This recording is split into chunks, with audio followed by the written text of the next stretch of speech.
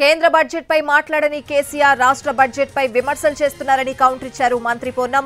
కేసీఆర్ చీల్చి చెండాడితే తాము చూస్తూ ఊరుకోబోమని అన్నారు. బీజేపీతో కేసీఆర్ దోస్తీకి ఆయన వ్యాఖ్యలే నిదర్శనమని ఆరోపించారు.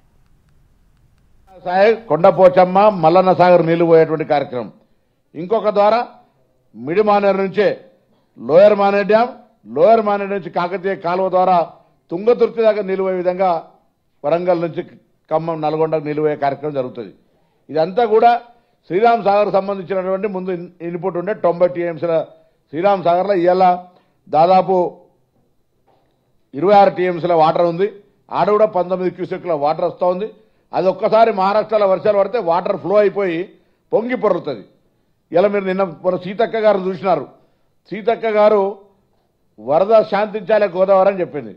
గోదావరి మహారాష్ట్రలో పుట్టినటువంటి బాసరా లేకపోతే అక్కడ మన ఆ ప్రాంతం నుంచి వచ్చేటువంటి గోదావరి ఒకటైతే ఎల్లంపల్లి దాటిన తర్వాత కిందికి ప్రాణహిత చేవెళ్ల ద్వారా మేమైతే తమ్మిడిహట్టి కడతామన్నామో ఒకవేళ అక్కడ ప్రాజెక్టు కట్టి ఉంటే వీళ్ళు వరదల ప్రభావం భద్రాచలం దాకా ఇబ్బంది కలగపోతుండే. అక్కడికి ఒకవేళ ప్రాజెక్టు కట్టి ఉన్నట్టయితే నీళ్ళు అక్కడనే ఒడిసి పట్టుకొని ఆ నీళ్లు గ్రావిటీ ద్వారా ఎల్లంపల్లికి వస్తుండే. అవన్నీ లేకుండా ఇలా తీసుకొని కిందకి సముద్రం ఒడ్డున అంటే ఎక్కడో కట్టుకునే విధంగా మేడిపల్లికి అక్కడ పందిల సుందిల ఇవన్నీ కట్టుకోవడం వల్ల నీళ్లు వెళ్ళిపోతూ ఉంటుంటే ఇవన్నీ ఇబ్బంది కలుగుతూ ఉన్నది.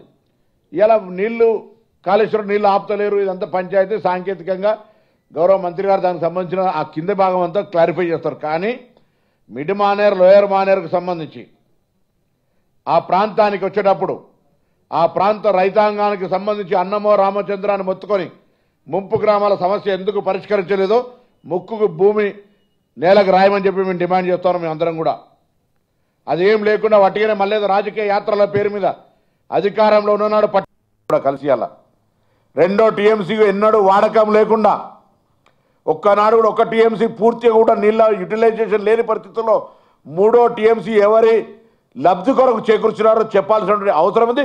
చెప్పిన తర్వాతనే అడుగు పెట్టాలని సందర్భంగా మేము డిమాండ్ చేస్తూ ఉన్నాం. అవేం లేక వట్టిగానే శాసనసభలో మాట్లాడ చేతకాక ప్రభుత్వం పెరుగుతున్న ఆదరణ చూసి కార్యక్రమాలు చూసి మీరు ఏదో డైవర్షన్ ఇచ్చే ప్రయత్నం చేస్తూ ఉన్నారు. ఇలా ఆశ్చర్యం అనిపించింది. గౌరవ కేసీఆర్ గారు కూడా శాసనసభకు వచ్చాడు. చాలా ప్రతిపక్ష నాయకుడు మా విజ్ఞప్తిని మా డిమాండ్ను మా కోరికను మన్నించి వచ్చిండు అనుకున్నాం. హ్యాపీ. బడ్జెట్ ఇంకా ప్రవేశపెడుతున్న అనకముందే వీరు నిష్క్రమించిండ్రు.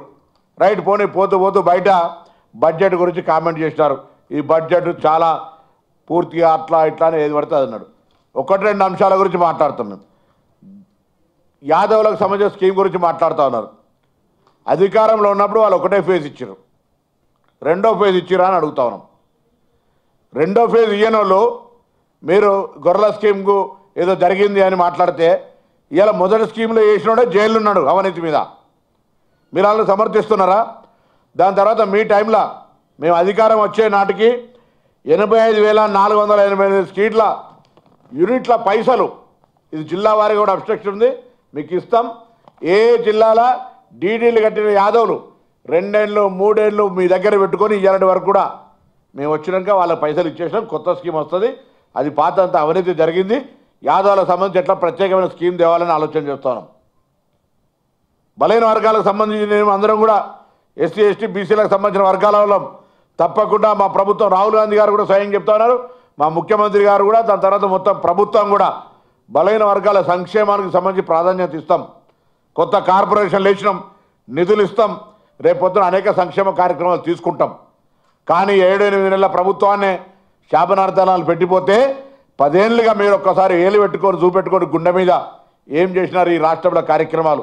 ఎన్నికలకు మీరు చెప్పిన మేనిఫెస్టో, 10 ఏళ్లలో మీరు ఇచ్చిన మేనిఫెస్టో, మేము 5 ఏళ్లకు ఇచ్చినటువంటి మేనిఫెస్టో ఎంత శాతం అమలైంది 8 నెలల్లో, మీరు 10 ఏళ్లలో ఎంత అమలు చేసారో చర్చకు సిద్ధమని అడుగుతా ఉన్నాం.